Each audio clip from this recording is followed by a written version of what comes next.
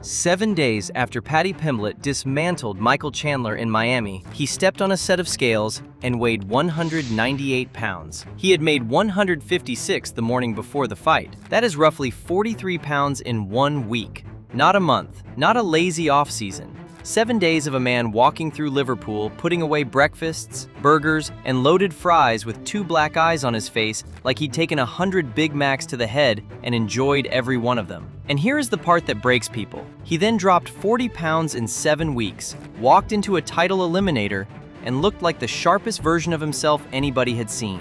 He was 190 pounds with 7 weeks to go. He was 175 before fight week. He was 172 days out. He dropped 13 more pounds in the final stretch, made the limit, and then described it afterward as one of the easiest weight cuts he'd ever done.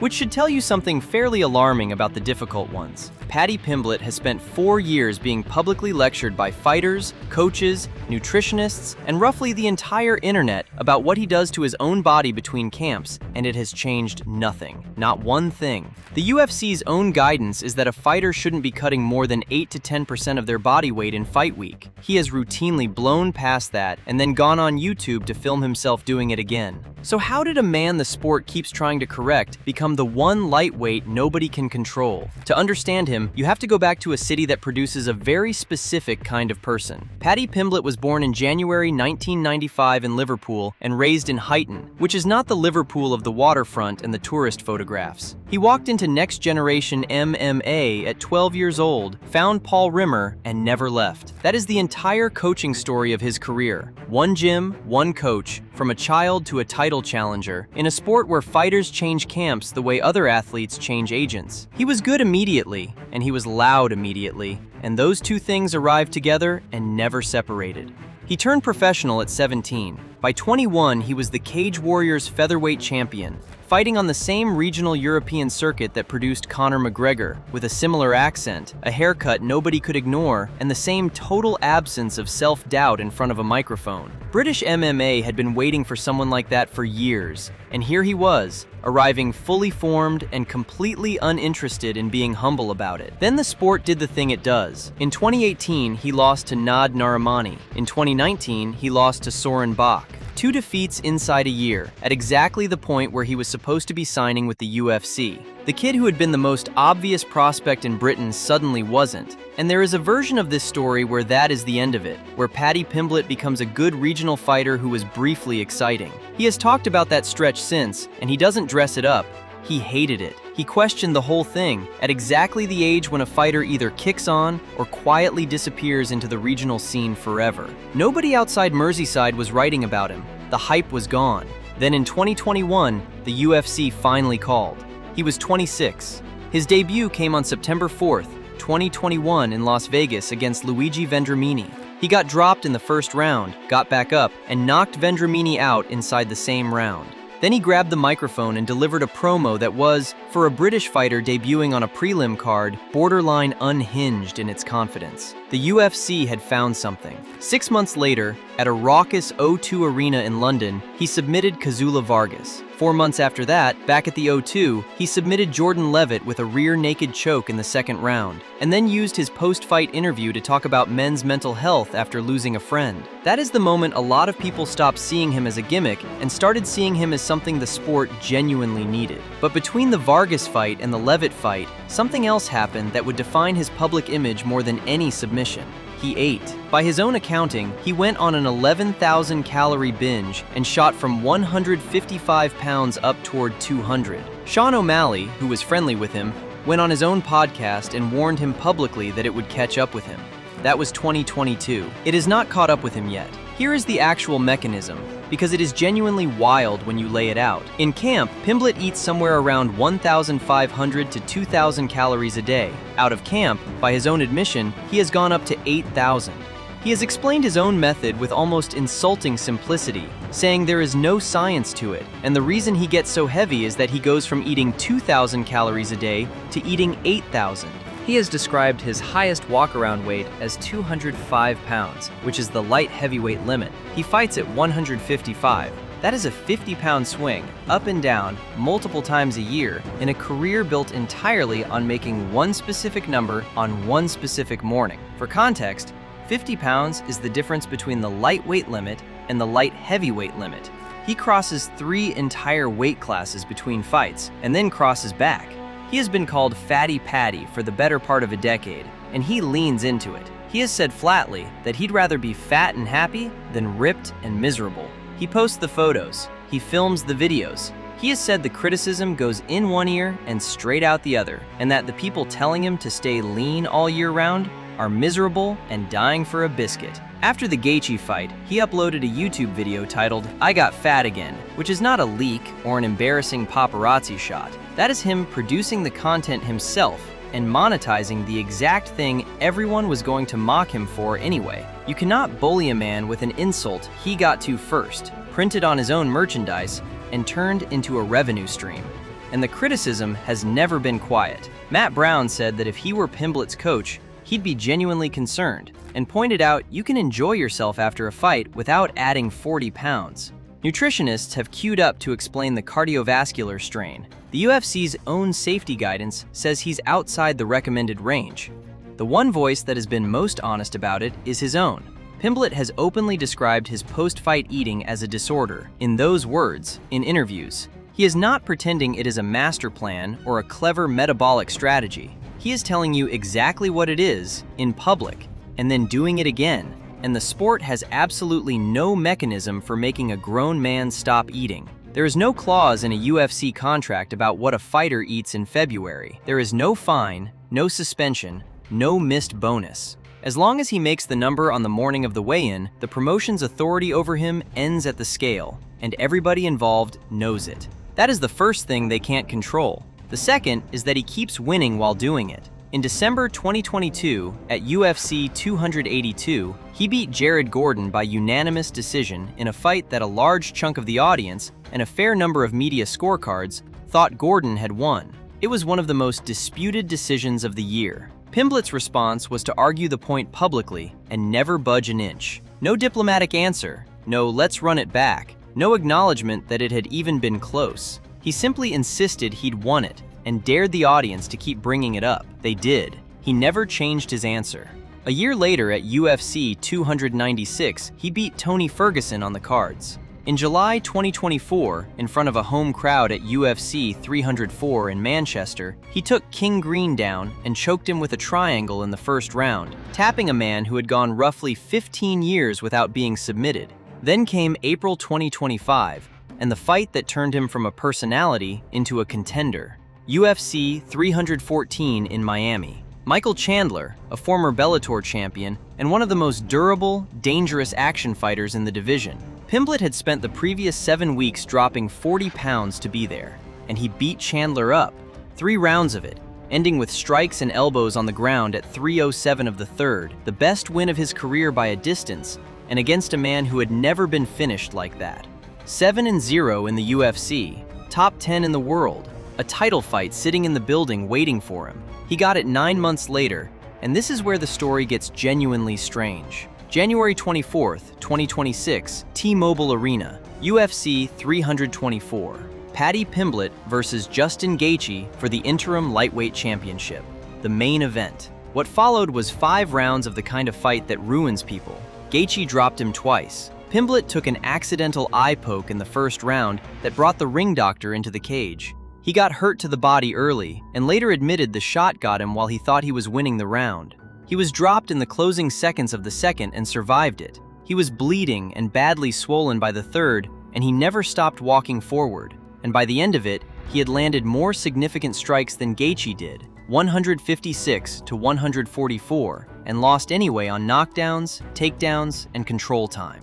The cards read 48 to 47, 49 to 46, 49 to 46. Justin Gaethje was the interim champion. Paddy Pimblett had his first UFC defeat, and he had it in front of the largest audience that had ever watched him fight. Afterward, he said he was 31 and he would be back better.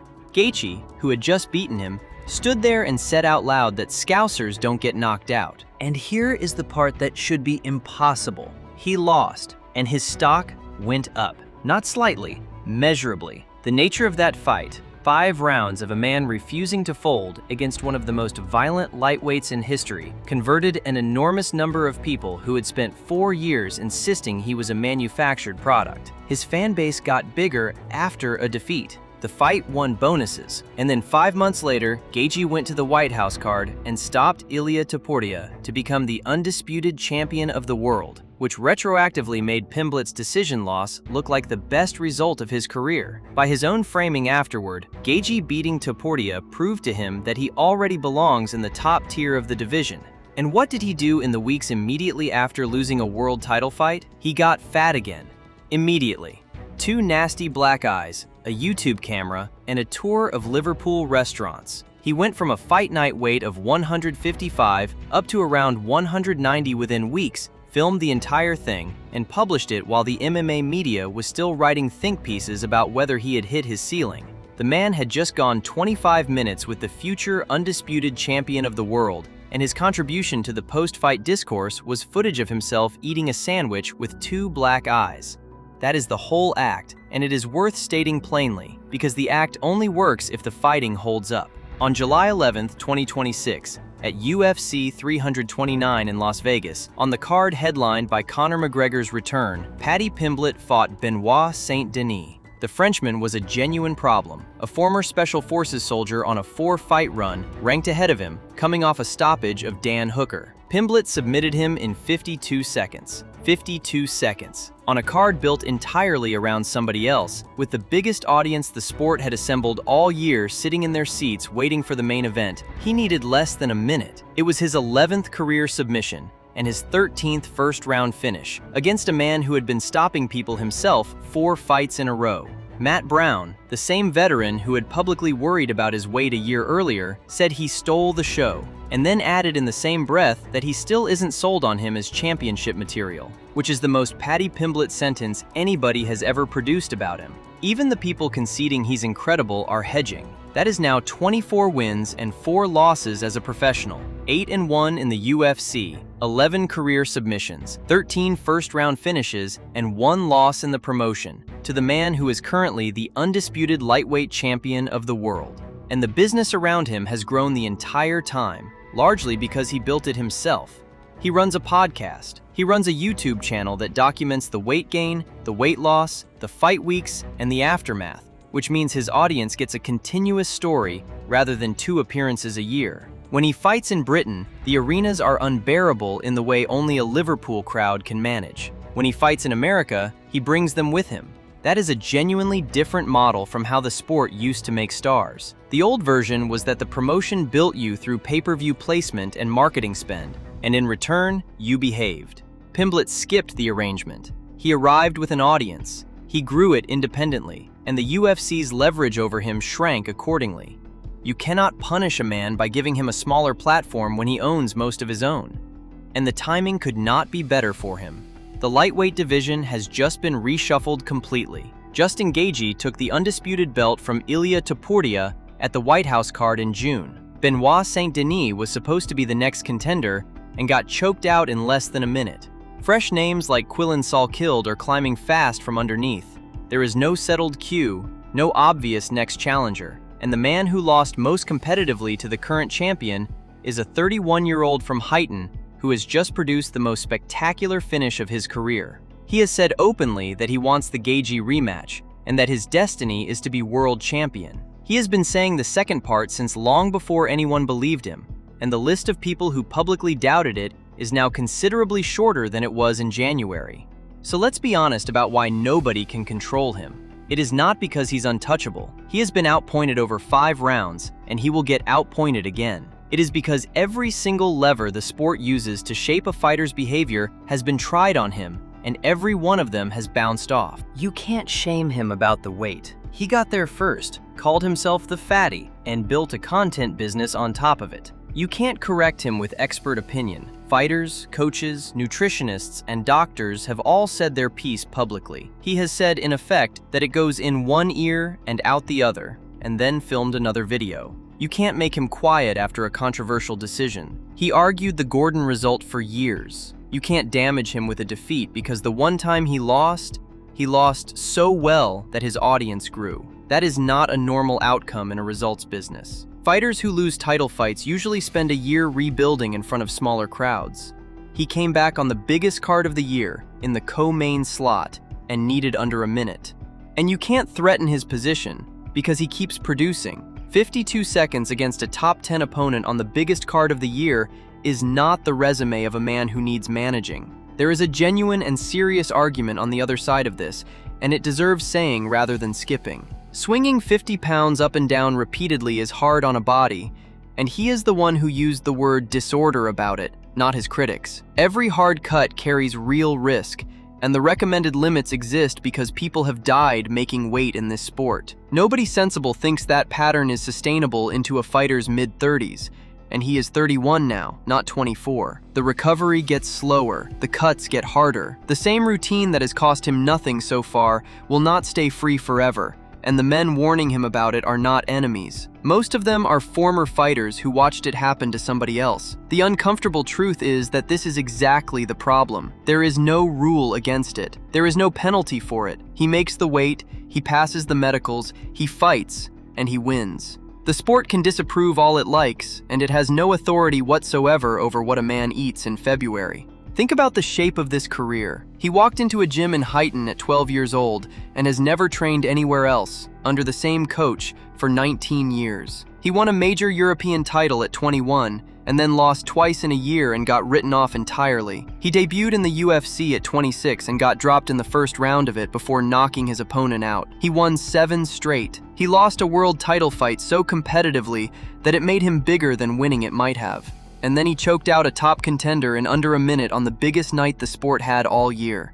And in between every single one of those fights, he has done the same thing. He has gone home, eaten whatever he wants, listened to nobody, gained more weight than most people lose in a year, and then come back and made 155 anyway. That is why the UFC can't control Paddy Pimblett. Not because he's difficult to book, and not because he says outrageous things, but because he has demonstrated over and over that the only person who gets a say in how Paddy Pimblett operates is Paddy Pimblett. Everyone else gets to watch and comment. And another fighter who turned an unmanageable personality into leverage the sport couldn't take away is Conor McGregor, whose card Pimblett just stole in under a minute, except his version of the experiment eventually ran out of road. To see where the difference actually is, check out this video next. Thanks for watching.